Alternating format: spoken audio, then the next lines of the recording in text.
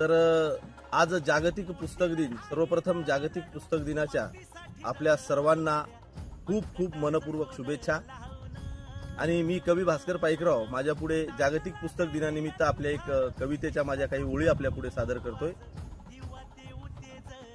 पुस्तकाला मस्तकाशी घासून बघ जरासा, पुस्तकाला मस्तकाशी घासून बघ जरासा, इंटरनेटच्या दुनियेतील रोबोट होऊ नकोस वेड्या, ज्ञानाच्या अमृताला चाखून बघ जरासा. पुस्तकाला मस्तकाशी घासून बघ जरासा, इंटरनेटच्या दुनियेतील रोबोट होऊ नकोस वेड्या, ज्ञानाच्या अमृताला चाखून बघ जरासा, ज्ञानाच्या अमृताला चाखून बघ जरासा. धन्यवाद.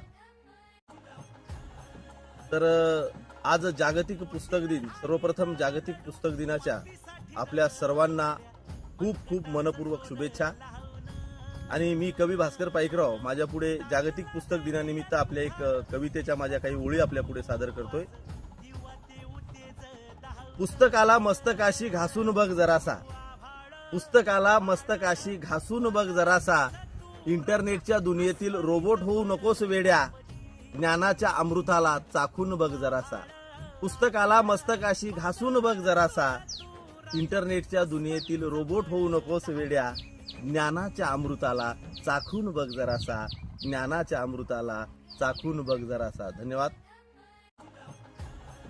तर आज जागतिक पुस्तक दिन. सर्वप्रथम जागतिक पुस्तक दिनाच्या आपल्या सर्वांना खूप खूप मनपूर्वक शुभेच्छा.